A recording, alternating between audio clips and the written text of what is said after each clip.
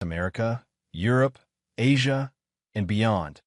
Thank you for being part of our worldwide community. We hope you enjoy today's story. So let's dive in. Chapter 1. The Betrayal. The California sun blazed down on the UCLA Medical School campus, matching the fire in Damon Westlake's chest as he navigated through the crowds of graduates and their families. His hands trembled slightly as he held an envelope containing a certified check, his final payment toward the education of his fiancée, Vanessa Kincaid. Damon had met Vanessa 6 years ago during her undergraduate studies. He was 28, a self-made real estate developer who had built his fortune from nothing after growing up in foster care. She was 22, brilliant and ambitious, with dreams of becoming a neurosurgeon. Their connection had been immediate and intense. When Vanessa got accepted to medical school but couldn't secure enough financial aid, Damon hadn't hesitated. "I believe in you," he'd told her, promising to support her dreams. He'd liquidated investments, sold properties, and redirected his business profits to fund her education. $275,000 for tuition and living expenses, plus $8,000 each semester for books and supplies. Today was supposed to be their shared triumph. The graduation party he'd spent weeks planning at the Hotel Bel Air, inviting 200 of their closest friends and Vanessa's extended family. The celebration cost him another $85,000, but Damon considered it an investment in their future together. As he approached the grand ballroom, he spotted Vanessa in her elegant navy dress, her dark hair swept up, showcasing the diamond necklace he'd given her that morning. She was surrounded by a group of fellow graduates, including Dr. Maximilian Thornton, the hospital's young neurosurgery attending physician who'd been her mentor during clinical rotations. Vanessa's eyes met Damon's across the room, and what he saw there made his blood run cold. Not recognition or love, but something closer to annoyance. She whispered something to Max, who nodded and slipped away toward the bar. Damon approached, smiling. "There's my brilliant doctor," he said, leaning in to kiss her cheek. Vanessa stepped back, her face a perfect mask of confusion. She motioned subtly to a security guard nearby. "Excuse me," she said, loud enough for those nearby to hear. "I don't know him. Please make him leave my private event." The security guard, a hulking man with a buzz cut, stepped between them. "Sir, I'm going to have to ask you to leave." Damon stood frozen, the envelope still in his hand. "Vanessa, what are you doing? This is our engagement party as much as your graduation." Her eyes narrowed. "I have no idea what you're talking about. I've never been engaged." From behind him, a shrill laugh cut through the shocked silence. Vanessa's mother, Patricia, sauntered over, champagne flute in hand. "I guess the wedding's off, huh?" she said, her voice dripping with amusement. Always thought she could do better than a self-made nobody. Damon looked around at the faces watching, some confused, others embarrassed, a few clearly in on the joke. His gaze landed on Max, who now stood at Vanessa's side, his hand possessively at the small of her back. In that moment, everything crystallized for Damon.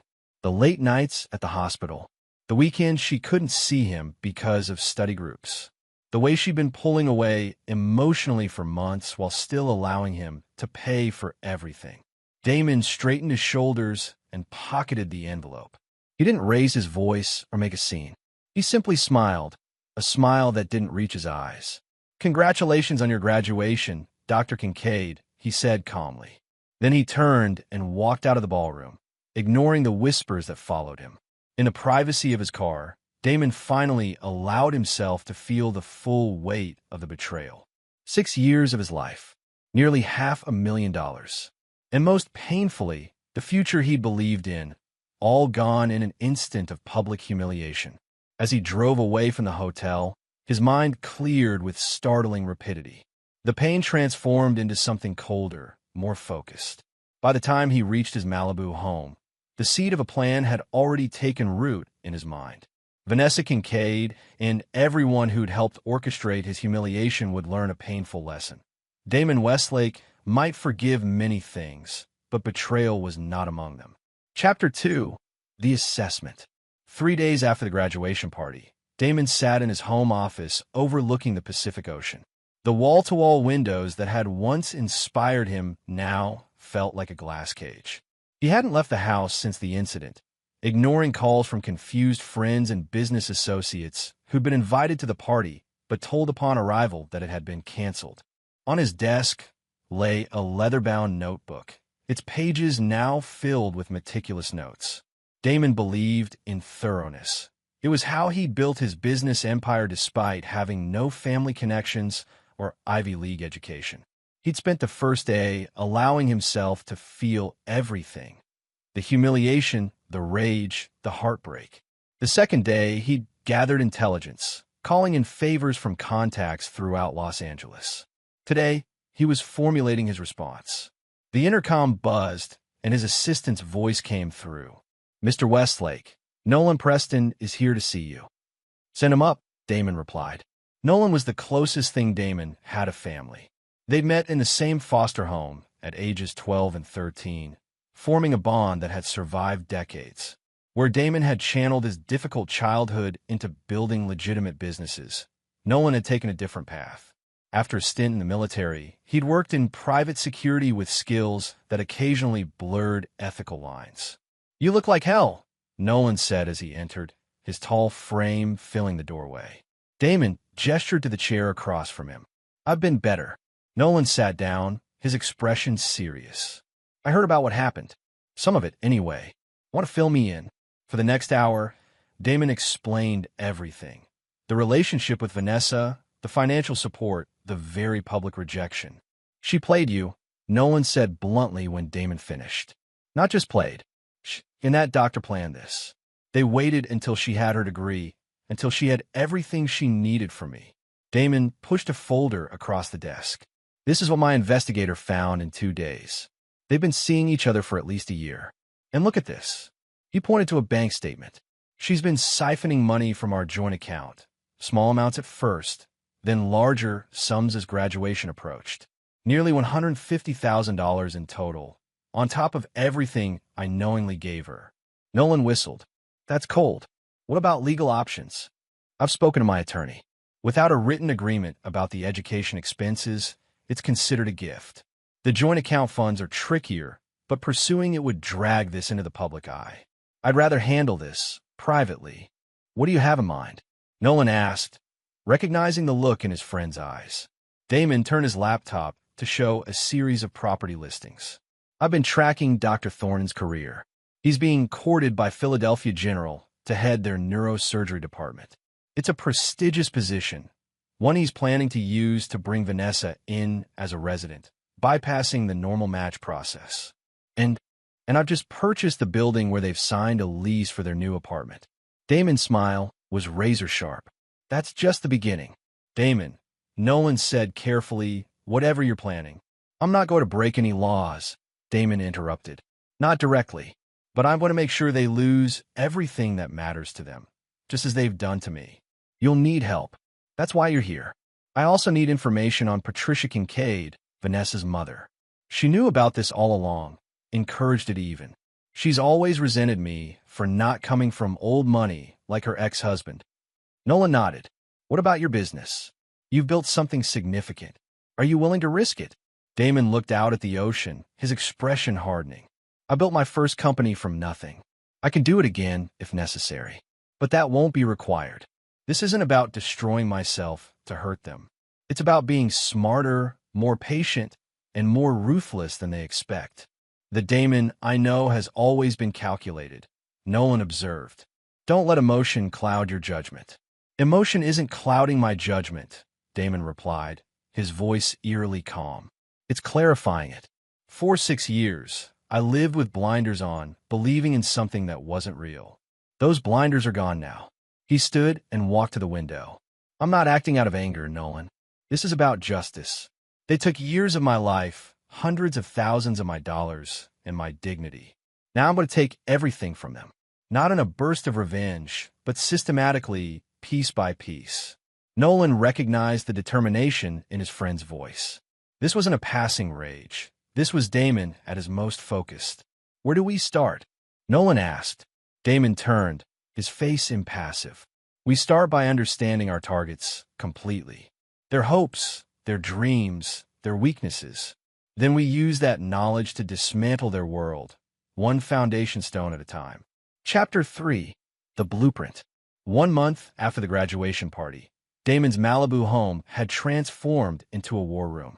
The dining room walls were covered with information about his targets: Vanessa Kincaid, Maximilian Thornton, and Patricia Kincaid. Damon stood before the display with Nolan and 2 other individuals. Riley Blackburn, a brilliant young woman who'd worked as Damon's financial analyst before starting her own consulting firm, and Phoenix Montgomery, a former tech security specialist with an unsettling ability to access information that was supposedly secure. "Thank you all for coming," Damon said. "What I'm about to share requires absolute discretion." After explaining the situation, he turned to the profiles on the wall. "These are our primary targets. Our goal is not just revenge, but justice. They took from me methodically over years. I intend to respond in kind." Phoenix raised an eyebrow. "Just to be clear, you're not asking us to do anything illegal, right? Nothing that would land any of us in prison," Damon confirmed.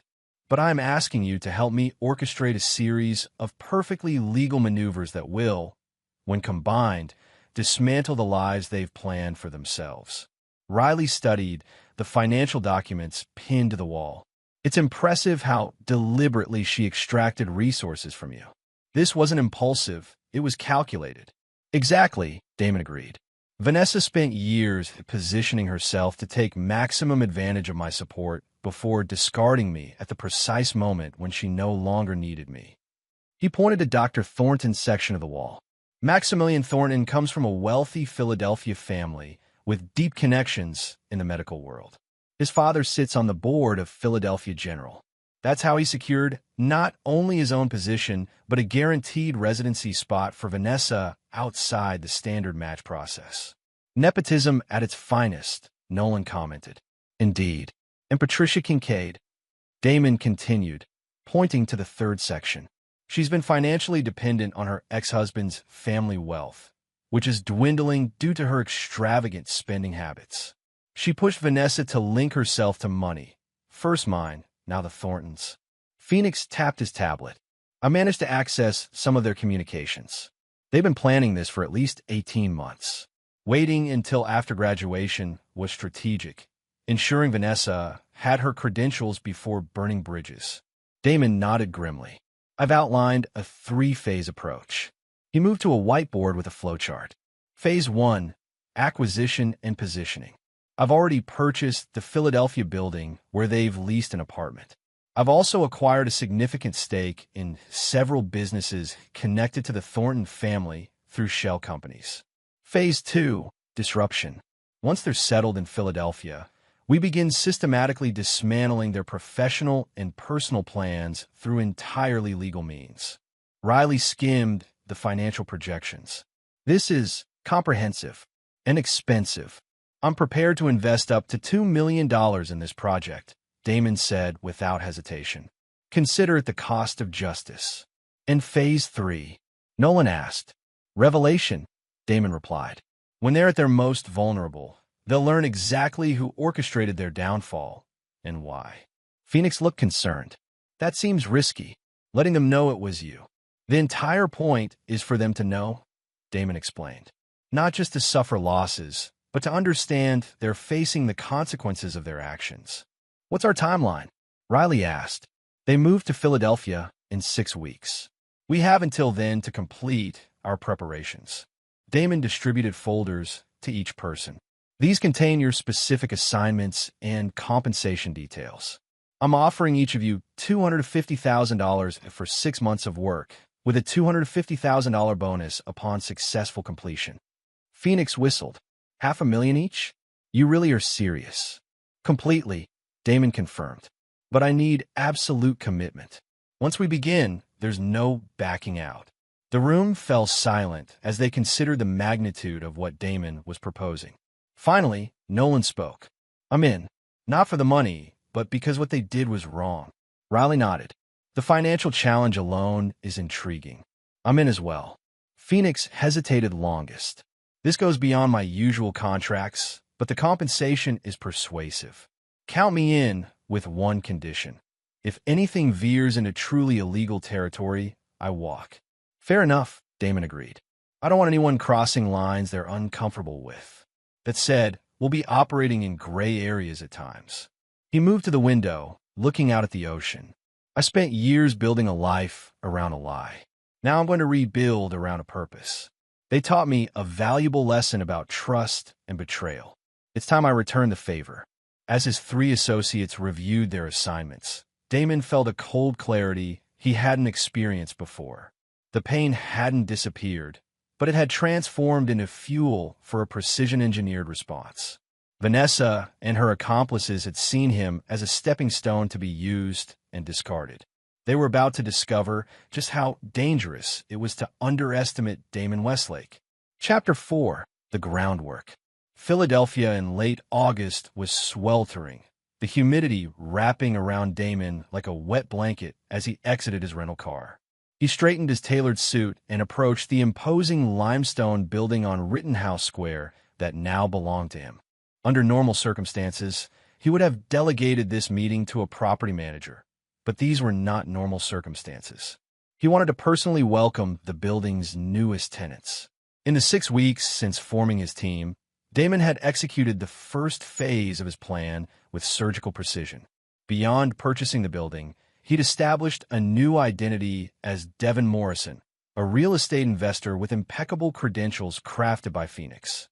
This persona would allow him to move freely in Philadelphia without raising suspicions.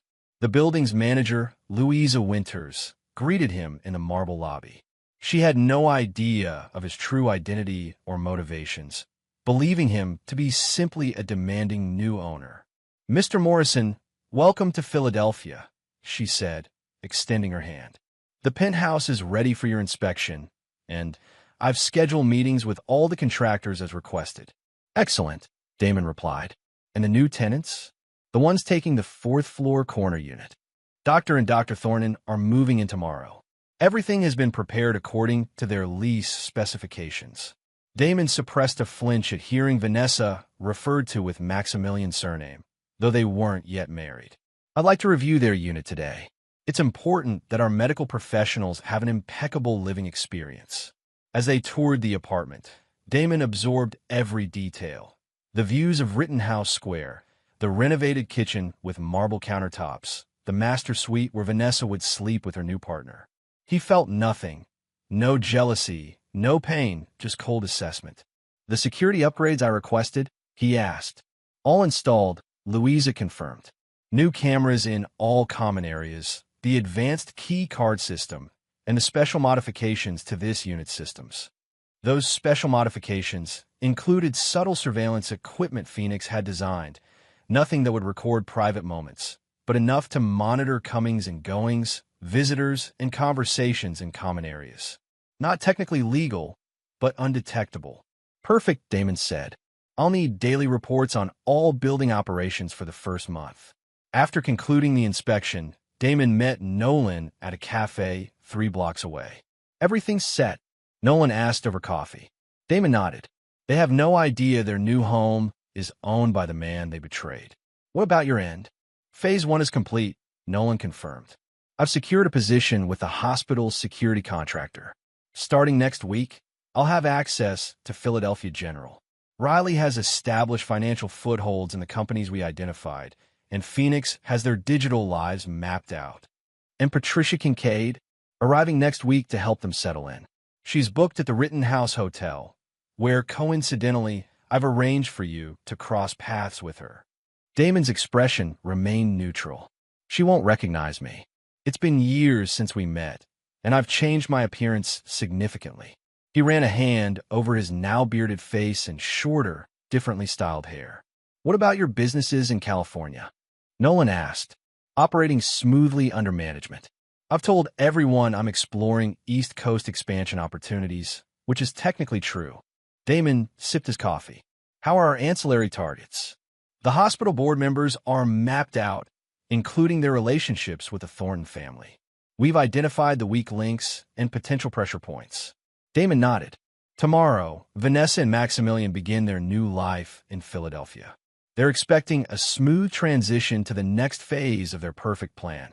Instead, they're walking into the first chamber of a labyrinth I've designed specifically for them. Are you absolutely certain about this? Nolan asked quietly. Once we move to phase 2, there's no going back. Damon's eyes hardened. I gave Vanessa everything. My trust, my support, my future. She took it all and publicly discarded me when I was no longer useful. This isn't about heartbreak anymore, Nolan. It's about consequences. Later that evening, Damon stood in his penthouse overlooking the city. His phone buzzed with a text from Phoenix. Target vehicles on the move. ETA, Philadelphia. Tomorrow, 2 p.m. He moved to a laptop set up on the dining table and opened a series of files labeled Phase 2, Disruption. Each contained meticulously detailed plans targeting different aspects of Vanessa and Maximilian's lives. Career, finances, reputation, relationships. Each would be systematically compromised, not through crude attacks, but through sophisticated maneuvers that would appear as unfortunate circumstances or the results of their own actions. Damon closed the laptop and poured himself a glass of scotch. Tomorrow, the real work would begin. Chapter 5, The Excavation. Patricia Kincaid frowned at her reflection in the Rittenhouse Hotel's elevator mirror, adjusting her designer scarf. At 62, she prided herself on maintaining the appearance of a woman a decade younger, thanks to rigorous cosmetic interventions and a wardrobe budget that consistently outpaced her alimony payments. As the elevator doors opened to the hotel's upscale restaurant, she mentally prepared for her dinner with Vanessa and Maximilian. After a week of helping them settle into their new apartment, she was exhausted but satisfied. Her daughter had successfully traded up from the self-made real estate developer to the heir of a Philadelphia medical dynasty, exactly as Patricia had coached her to do. The maitre d' led her to a private corner table where a distinguished-looking man sat alone, focused on his tablet. Patricia barely glanced at him, scanning the restaurant for her daughter. Mrs. Kincaid, the maitre d' said, "Your party has been delayed. Dr. Thornton called to say they'll be at least an hour late due to a hospital emergency. He asked if you'd like to wait at the bar, where your drinks will be complimentary." Patricia sighed dramatically. "Very well." As she turned to leave, the man at the adjacent table looked up. "Excuse me," he said, his voice carrying a smooth, cultured tone. "I couldn't help overhearing. If you'd like company while you wait, I'd be honored to buy you a drink. I'm dining alone tonight." Patricia assessed him quickly. Expensive suit, Patek Philippe watch, confident bearing. He appeared to be in his early 50s, with salt and pepper hair and an impressive physique for his age. "That's very kind," she replied, extending her hand. "Patricia Kincaid." "Devin Morrison," Damon said, using his alias. "Real estate investment." 20 minutes later, they were deep in conversation at the bar, Patricia increasingly animated as she worked on her second martini. "So you're just visiting Philadelphia?" Devin asked. "Helping my daughter and her fiancé settle in," Patricia explained proudly. "He's joining Philadelphia General as head of neurosurgery, and she's starting her residency there." "Impressive," Devin commented. "Medical families tend to have strong connections in this city." "The Thorntons certainly do," Patricia agreed, lowering her voice conspiratorially. "Though between us, navigating those old money families can be exhausting. All traditions and obligations." Devin nodded sympathetically. "I know exactly what you mean. My late wife's family was similar, Boston banking dynasty. The politics were relentless." This fabricated background instantly established a connection. Patricia leaned closer. "Exactly. Maximilian is wonderful, but his parents are so rigid. Everything must reflect perfectly on the family. I worry sometimes about the pressure on Vanessa." "She's fortunate to have a mother who understands these dynamics," Devin commented. "Many would be overwhelmed." Patricia preened at the compliment. "Well, I've always tried to guide her toward the right opportunities. Her previous relationship was a stepping stone, necessary at the time, but not suitable for the long term." Damon kept his expression neutral despite the surge of cold anger. "Oh, how so?" "He had money, but not connections," Patricia explained dismissively. "New money, self-made. Useful while she needed medical school funding, but no family background to speak of. literally raised in foster care, if you can imagine. How did that relationship end? Devin asked, signaling the bartender for another round. Patricia laughed lightly, rather dramatically, at her graduation party that he paid for. Vanessa had already secured her future with Maximilian by then, so it was time to make a clean break. She sounds like a strategic thinker, Devin observed, his tone carefully balanced between admiration and neutral interest. I raised her to be, Patricia said proudly. In this world, women need to use every advantage. She secured her education, made the right connections, and positioned herself perfectly. I couldn't be prouder. Devin checked his watch. Your daughter and her fiancé should be arriving soon. Would you allow me to host all of you for dinner? I'd love to hear more about the Philadelphia medical community. I'm considering some healthcare real estate investments. Patricia's eyes lit up at the potential connection. That would be lovely. I'm sure Maximilian would have valuable insights for you. When Vanessa and Maximilian arrived 40 minutes later, they found Patricia chatting animatedly with a distinguished older gentleman. Damon had prepared meticulously for this moment, studying photographs to ensure his disguise would hold even at close range. The beard, different hairstyle, colored contacts, and subtle facial prosthetics that altered his cheekbones and jawline made him unrecognizable to someone who hadn't seen him in months. There they are, Patricia exclaimed. Darlings, this is Devin Morrison, a fascinating real estate investor I've been chatting with. He's kindly offered to join us for dinner. Maximilian extended his hand. Dr. Maximilian Thornton. This is my fiancée, Dr. Vanessa Kincaid. A pleasure, Devin said smoothly, shaking their hands. If Vanessa felt any spark of recognition, she showed no sign of it. Her eyes passed over him with the polite disinterest she might show any stranger. Over dinner, Devin expertly extracted information while appearing to simply engage in business networking. He learned about Maximilian's challenges with certain board members, Vanessa's concerns about fitting into the hospital's culture, and their upcoming engagement party at the Thornton family estate. By the time they parted ways, exchanging business cards and promises to connect again, Damon had gathered invaluable intelligence while planting the seeds for Phase 2. Patricia had his contact information and was already planning to introduce him to other useful people in their social circle. Back in his penthouse, Damon briefed his team via secure video conference. The infiltration was successful, he reported. They suspect nothing. Riley looked impressed. The disguise worked that well, even up close. Completely, Damon confirmed. I could have told Vanessa exactly who I was, and she still wouldn't have seen past the facade. People see what they expect to see. And the intelligence? Phoenix asked. Better than anticipated. We now have details on specific hospital board dynamics, social events they're planning to attend, and personal concerns they're not sharing publicly. Nolan, speaking from his new apartment near the hospital, added, I start at the hospital security office tomorrow. Between your access through Patricia and mine through the facility, we'll have comprehensive coverage. Good, Damon said. It's time to move to the next stage. Phoenix, implement the first digital disruptors.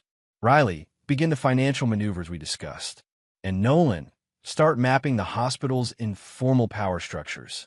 After the call ended, Damon reviewed the dossiers on his targets, adding new information from the evening's conversation. The more he learned about how deliberately they had used him, the more his resolve hardened. Vanessa hadn't just broken his heart. She and her mother had cold-bloodedly planned his exploitation from the beginning.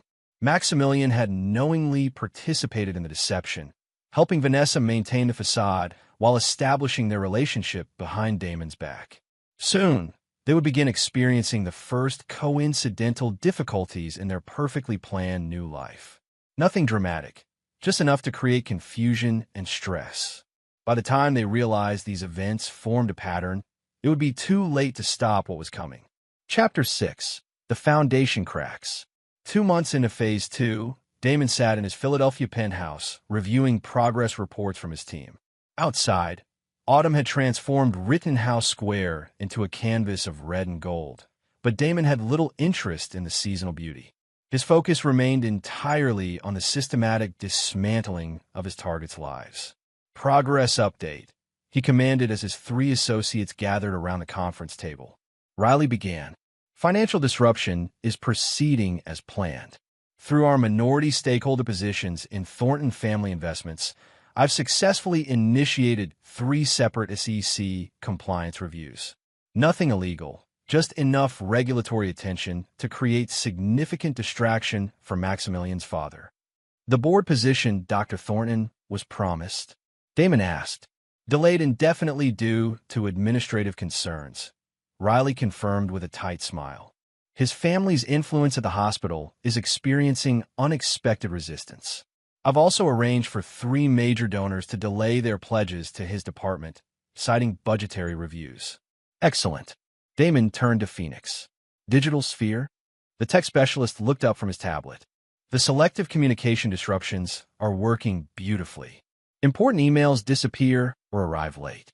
Calendar invitations fail to sync properly. Nothing catastrophic, just enough to make them appear disorganized and unreliable. And the social engineering? Damon pressed. We've successfully introduced subtle conflicts in their professional relationships, Phoenix confirmed. Dr. Reynolds now believes Maximilian took credit for his research, while Dr. Westwood thinks Vanessa spoke negatively about her diagnostic skills. Neither actually happened, Nolan added, but the manufactured evidence was convincing enough. Damon nodded, satisfied. And the living situation? Nolan suppressed a smile. The building issues have been effective. Intermittent problems with temperature control, water pressure, and elevator function. All perfectly timed to maximum inconvenience, yet all within code when inspectors check. Their apartment specifically? Experiencing the most random issues, Nolan confirmed. The building manager is apologetic but increasingly frustrated with their complaints, as no problems can be duplicated when maintenance arrives. Damon allowed himself a small smile. And Vanessa's residency performance? Struggling, Phoenix reported. The scheduling errors have caused her to miss 2 important procedures. Her evaluation metrics are being subtly altered. Not enough to trigger formal investigation, but enough to place her in the bottom quartile of her peer group. The psychological impact? Damon asked. Nolan consulted his notes. According to our surveillance, significant strain is showing. 3 major arguments in the past week alone. Maximilian is increasingly short-tempered as his promised resources fail to materialize. Vanessa is questioning whether moving to Philadelphia was a mistake. And Patricia? Still completely charmed by Devin Morrison, Nolan reported. She's introduced you to 8 key social contacts, including 2 hospital board members. Your investment discussions have given you legitimate access to insider information about hospital operations. Damon nodded, satisfied with their progress. Initiate the next phase of social disruption. It's time to introduce more significant complications. The following evening, Damon, as Devin Morrison, attended a charity gala at the Philadelphia Art Museum. Patricia had ensured his invitation, eager to foster connections between her new friend and the city's elite. He spotted Vanessa and Maximilian across the grand hall, their body language tense despite their polished appearance. Maximilian kept checking his phone, his expression growing increasingly frustrated. Damon approached casually, champagne in hand. Dr. Thornton, Dr. Kincaid, wonderful to see you again. Vanessa forced a smile. Mr. Morrison, Mother mentioned you might be here. Philadelphia's medical community is remarkably interconnected, Devin commented. I've been having fascinating conversations about healthcare investment opportunities. Maximilian's phone buzzed again.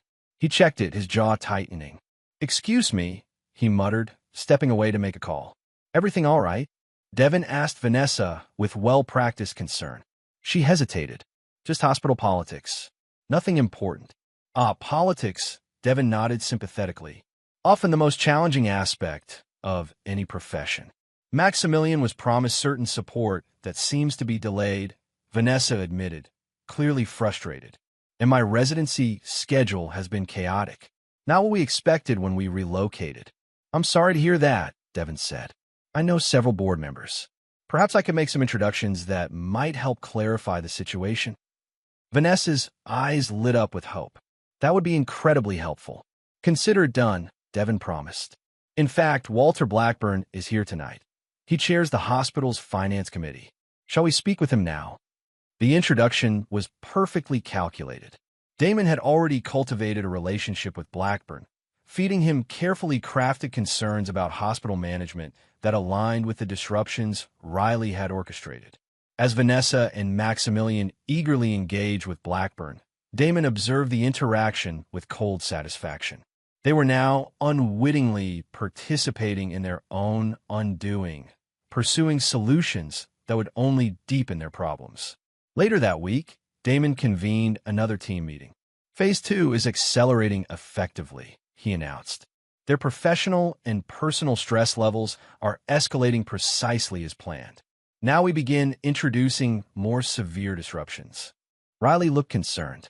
The financial maneuvers we've discussed for this stage come very close to market manipulation, but remain technically legal, Damon countered. We're simply leveraging information available to any astute investor. And a reputation management component? Phoenix asked. Proceed as planned, Damon instructed. Begin seeding the questions about Vanessa's qualifications and Maximilian's research ethics. Nothing directly accusatory, just enough to create doubt. Nolan cleared his throat. Damon, I need to report complication. Vanessa reached out to your former assistant in California yesterday. She's trying to contact you. The room fell silent. This was unexpected. Why? Damon asked, his voice dangerously quiet. Apparently, she's been denied a loan refinancing for her medical school debt. The lender flagged something in her financial history, something connected to the joint accounts you once shared. Damon's expression remained impassive, but his mind raced. This wasn't part of his plan, at least not yet. Did my assistant give her my contact information? No, Nolan confirmed. As instructed, she said you were traveling internationally and unreachable. Damon considered this development. This is actually useful. It increases her financial pressure while simultaneously reminding her of her dependency on me in the past. There's more, Nolan added hesitantly. We intercepted a call between Vanessa and her mother. Vanessa mentioned feeling like she's being punished for how she ended things with you. She's beginning to wonder if these coincidences are connected. A slow smile spread across Damon's face. Perfect. Let her wonder. Let her begin to question whether her current troubles are random or deserved. The psychological impact of uncertainty is far more powerful than any direct confrontation. Phoenix frowned. If she suspects you, couldn't that compromise the entire operation? Suspicion without proof only increases psychological stress, Damon explained. She betrayed someone who trusted her completely. Deep down, she knows she deserves consequences. That knowledge will eat at her, making her question everything and everyone around her. And if she starts investigating, Riley asked, she'll find nothing concrete, Damon assured them.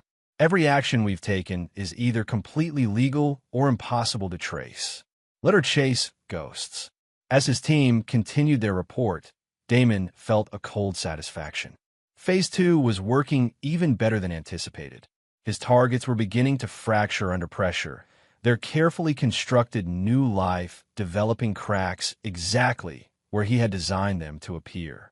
Soon, they would be ready for Phase 3, Revelation. Chapter 7, The Collapse. December arrived in Philadelphia with bitter cold and the first heavy snow of the season. From his penthouse window, Damon watched as workers strung holiday lights across Rittenhouse Square. 5 months had passed since he'd begun implementing his plan, and the results had exceeded his expectations. The Thornton family's financial stability was showing visible cracks. Maximilian's promised position at the hospital had been downgraded twice, his department budget slashed by 40%.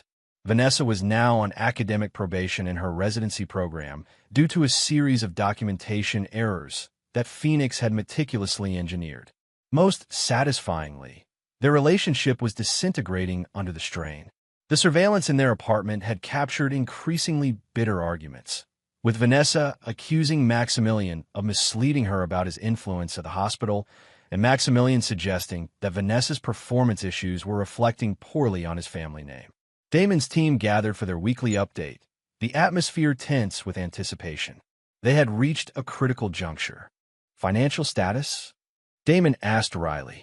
They're underwater, she reported clinically. Maximilian's family has lost approximately 22% of their investment portfolio value due to our targeted maneuvers. The tax audit we triggered has frozen significant assets. Meanwhile, Vanessa's attempt to refinance her medical school debt has been rejected by 7 different lenders due to the inconsistencies we planted in her credit history. Professional standing. Damon turned to Phoenix. Maximilian is now viewed with suspicion by key hospital administrators. The research irregularities we suggested have prompted an internal review. Nothing will be proven, but the cloud of suspicion won't dissipate easily. Phoenix swiped through his tablet. Vanessa's reputation among her peers is equally compromised. The selective communication disruptions have made her appear unreliable and arrogant. Social status? Damon asked Nolan. In free fall, Nolan confirmed. They've been excluded from 3 major holiday events. The Thornton family is distancing themselves from Maximilian's poor judgment in his professional decisions. Patricia Kincaid has returned to California, apparently unwilling to be associated with their declining situation. Damon nodded, satisfied. In the apartment building, the final straw, Nolan reported with a grim smile. The notification of non-renewal was delivered yesterday, citing excessive complaints and disruption to other residents. They have 60 days to find new accommodations, in a market where we've ensured no comparable properties are available. Excellent, Damon said quietly. It's time for Phase 3. Riley looked concerned. Are you certain? Once we reveal your identity, there's no going back. That's precisely the point, Damon replied. They've experienced months of escalating consequences without understanding the source.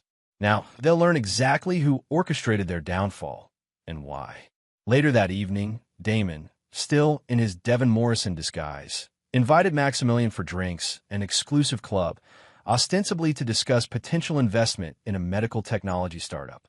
The desperate doctor had eagerly accepted, seeing this as a possible financial lifeline. The private room Damon had reserved offered spectacular views of the snow-covered city. Maximilian arrived 15 minutes late, looking haggard despite his expensive suit. Devin, thank you for meeting, he said, shaking Damon's hand firmly. These investment opportunities couldn't come at a better time. Before we discuss business, Devin said smoothly, I wonder if you might indulge my curiosity about something personal.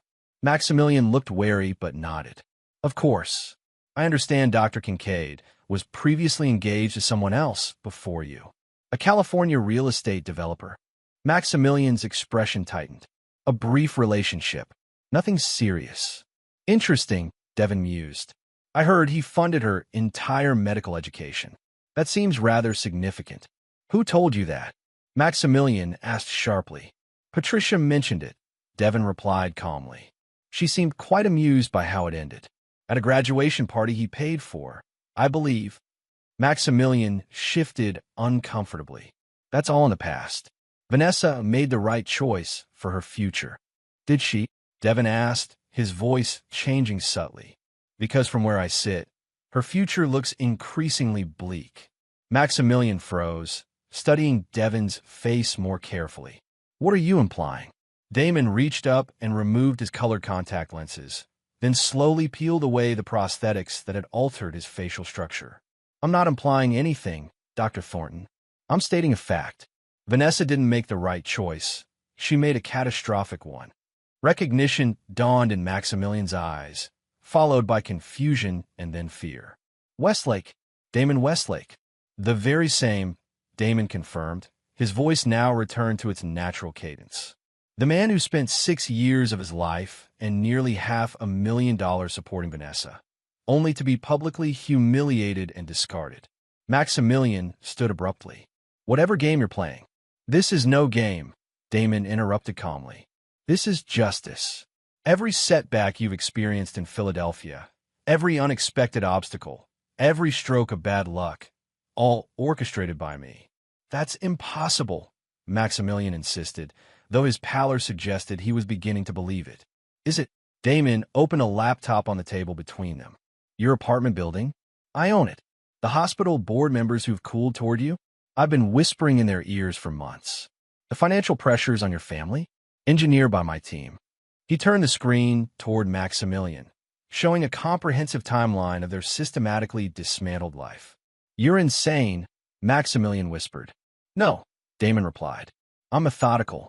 You and Vanessa taught me an important lesson about betrayal. I'm simply ensuring you fully understand the curriculum. Maximilian lunged suddenly, grabbing Damon's lapels. You've destroyed everything we've worked for. Damon didn't resist, his calm unshaken. Security cameras are recording this, Dr. Thornton. Assaulting me would only add to your problems. Maximilian released him, stepping back. What do you want? Money? I'll pay back whatever Vanessa took from you. This was never about money, Damon said. It's about consequences. You participated in a calculated deception that stole years of my life. Now I've taken something from you in return. Your reputation, your career trajectory, your relationship. We're getting married next month, Maximilian said desperately. Damon smiled coldly. No, you're not. Vanessa is currently meeting with my associate Riley, who is explaining everything to her, just as I'm explaining it to you. By tomorrow, your engagement will be another casualty of my plan. Maximilian collapsed back into his chair. Why reveal yourself now? Why not just continue secretly ruining our lives? Because understanding is crucial to justice, Damon explained. I want you to know exactly who did this to you and why.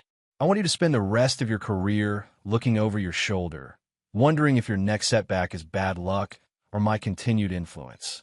He stood, straightening his suit. Our business is concluded, Dr. Thornton. You're free to try rebuilding your life, though I wouldn't recommend Philadelphia as the location for that effort. Your reputation here is, shall we say, permanently compromised. As Damon walked to the door, Maximilian called after him. This won't bring back those 6 years she took from you.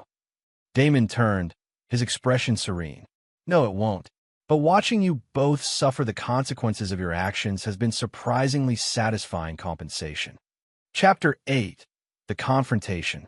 The Jefferson Hotel's presidential suite offered panoramic views of downtown Philadelphia, the city lights glimmering against the night sky. Damon stood at the window, hands clasped behind his back, waiting. 5 months of meticulous planning had led to this moment. Behind him, Nolan checked his watch.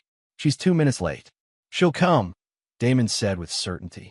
After what Riley told her, she has no choice. The suite's doorbell chimed precisely as he finished speaking. Nolan moved to answer it, his posture alert. Vanessa Kincaid stood in the hallway, her face pale with fury and fear. Gone was the confident doctor who had dismissed Damon so casually at her graduation party. In her place stood a woman whose carefully constructed world was collapsing around her. Where is he? She demanded, pushing past Nolan. Damon turned from the window, facing her directly for the first time since that devastating night in Los Angeles. Hello, Vanessa. She faltered momentarily, seeing him without the Devin Morrison disguise. You manipulative bastard, she finally managed.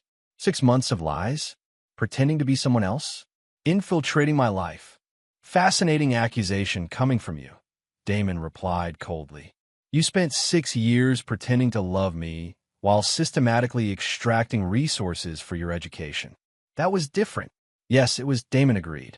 My deception lasted 6 months and cost you your reputation. Yours lasted 6 years and cost me my future. Vanessa paced the room, her composure cracking. What you've done is insane. Buying our building? Manipulating hospital politics? Having your people monitor our private lives. I prefer to think of it as proportional response, Damon countered. You and your mother planned my exploitation for years. Maximilian knowingly participated in the deception. Did you really think there would be no consequences? So, this is revenge, she demanded. This is justice, Damon corrected, delivered with the same calculating precision you used when planning my humiliation. Vanessa collapsed onto the sofa, her anger momentarily giving way to despair. You've destroyed everything. My residency, Maximilian's position, our relationship. I didn't destroy your relationship, Damon interrupted. I merely subjected it to pressure. What broke, it was the weak foundation you built on betrayal and convenience. He moved to the bar and poured 2 glasses of scotch, offering one to her. Vanessa ignored it. "What happens now?" she asked, her voice smaller. "Are you going to continue ruining our lives?" "That depends entirely on you," Damon replied, sitting across from her. "My active involvement ends tonight, provided you and Maximilian accept certain conditions." "What conditions?" she asked warily. "First, you leave Philadelphia, separately. Your relationship is over as of tonight." Damon's tone was matter-of-fact. "Second, you repay what you stole from our joint accounts, $147,893 to be precise. I've already prepared the paperwork. And if I refuse, then Phase 4 begins tomorrow," Damon said simply. "What you've experienced so far has been carefully calibrated to allow recovery. Phase 4 would ensure neither you nor Maximilian works in medicine again." Vanessa stared at him. "You wouldn't. I've spent 6 months and nearly $2 million orchestrating this response," Damon reminded her. "Do you really want to test my resolve?" The room fell silent as Vanessa processed her options. Finally, she asked, "How did it come to this? We could have just broken up normally." "That opportunity existed for 6 years," Damon replied. "Instead, you chose to publicly humiliate me at an event I paid for, after taking hundreds of thousands of dollars from me. Your mother laughed in my face. You pretended not to know me in front of everyone we knew." For the first time, genuine remorse flickered across Vanessa's features. The public rejection was Mother's idea. She said a clean break would be more efficient. "Efficient," Damon repeated, the word like ice. "An interesting choice when describing the deliberate destruction of someone who loved you." Vanessa looked away. "I never meant for her to go that far." "But you didn't stop it," Damon observed. "You participated fully, just as Maximilian did, just as your mother did.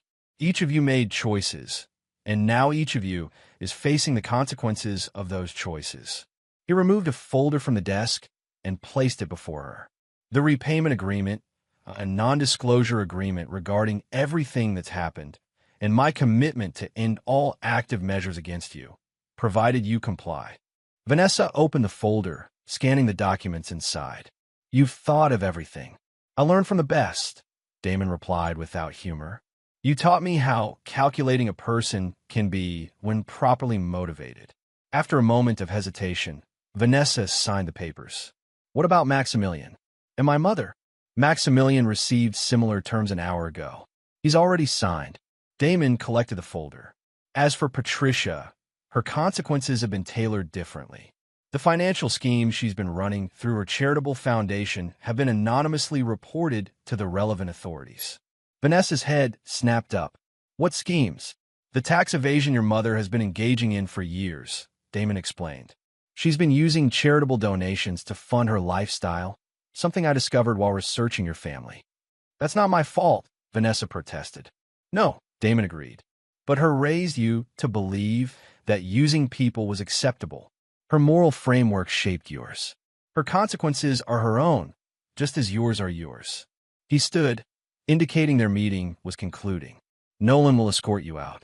Your residency program will receive your resignation letter tomorrow, citing personal reasons.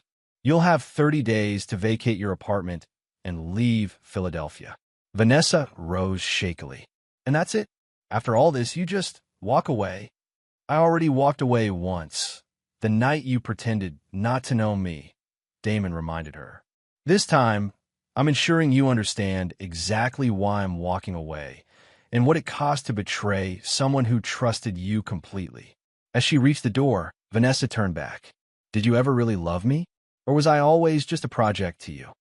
"I loved you entirely," Damon answered, his voice finally betraying emotion. "That's why your betrayal warranted this response. If you'd meant nothing to me, none of this would have happened." After she left, Nolan returned to find Damon staring out at the city again. "It's done, then?" Nolan asked. "Phase 3 is complete," Damon confirmed. "They've both signed the agreements. Do you think they'll honor them?" "They have no choice," Damon replied. "The evidence we've gathered would destroy them professionally if released. Self-preservation will ensure their compliance." Nolan studied his friend carefully. Did it help? Seeing her broken like that? Damon considered the question. It wasn't about breaking her. It was about ensuring she understood the weight of her actions. That betrayal has consequences. And now we return to California, Damon said. Our work here is finished. Chapter 9. The Reconstruction. 1 year later. The Malibu sunset painted the Pacific Ocean in shades of gold and crimson as Damon stood on the deck of his rebuilt home. The original structure had been sold months ago, too filled with memories of Vanessa.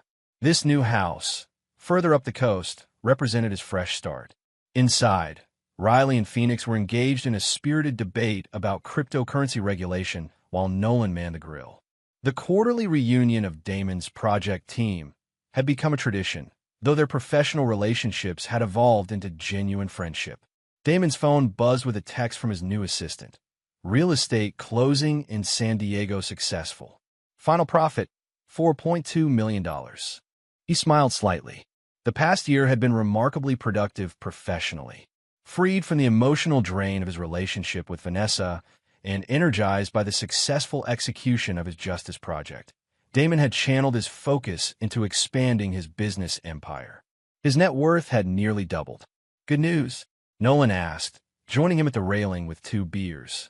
Very, Damon confirmed, accepting the bottle. The San Diego development closed above projections. Not surprising. You're more focused than I've ever seen you. They stood in comfortable silence for a moment before Nolan spoke again. I saw Vanessa's name in the news yesterday. Damon raised an eyebrow, but showed no other reaction. Oh, she secured a residency position at a small hospital in Oregon. Starting over, it seems. Good for her, Damon said neutrally. No lingering desire to interfere. Nolan probed carefully. None, Damon assured him. Our business is concluded. What she does now is her own affair. And Maximilian? Last I heard, he'd taken a research position at a pharmaceutical company. Significantly below his previous trajectory, but a career nonetheless. Nolan nodded. And Patricia, sentenced to 18 months for tax evasion, currently serving at a minimum security facility. Damon's expression remained impassive. Actions have consequences. Any regrets? Nolan asked quietly. Damon considered the question seriously. Not about the Justice Project. They earned every consequence they received. My only regret is the 6 years I spent with someone who saw me as a resource rather than a partner. Riley joined them on the deck. Food's almost ready. Also, that developer from Vancouver called again. He's eager to partner on the medical office complex. Tell him I'll review his proposal next week, Damon replied. As Riley stepped away to make the call, Nolan observed, medical real estate. Interesting choice. It's a growth market, Damon said simply. My personal history doesn't change that fact. Speaking of personal matters, Nolan ventured. Audrey Bryant called. The gallery opening is next Friday. Damon nodded. I'm aware. I've confirmed my attendance. She seems interesting. She is, Damon agreed. Brilliant, accomplished, and refreshingly direct. No hidden agendas. Will you tell her about Vanessa? About what happened? Eventually, Damon said. If things progress. Transparency matters in relationships built on mutual respect. The conversation paused as Phoenix called them in for dinner. Seated around the table with these 3 people who had helped him execute justice, Damon felt a sense of peace that had eluded him since the night of Vanessa's graduation party. After dinner, as the others engaged in a board game, Damon stepped away to his office. On his desk sat a small wooden box. Inside was the engagement ring he'd once purchased for Vanessa, a 3-carat diamond in a platinum setting that had cost him $87,000. He'd kept it throughout the entire Justice Project, a tangible reminder of what had been taken from him. Now, its purpose fulfilled, he closed the box and placed it in a drawer. Tomorrow, he would have it appraised and sold, the proceeds donated to foster care programs in Los Angeles. The past was finally settled. Justice had been served. The betrayers had paid their price, and Damon had reclaimed not just his dignity, but his capacity for building a future unburdened by what had been stolen from him. As he rejoined his friends, Damon reflected that the greatest revenge wasn't in destroying those who had wronged him, but in rebuilding his life to be stronger and more fulfilling than before. The architect of vengeance had become the architect of his own reconstruction. Steel reinforced this time, with foundations no betrayal could ever shake again. And there you have it. Another story comes to an end. What did you think? I'd love to hear your thoughts in the comments below.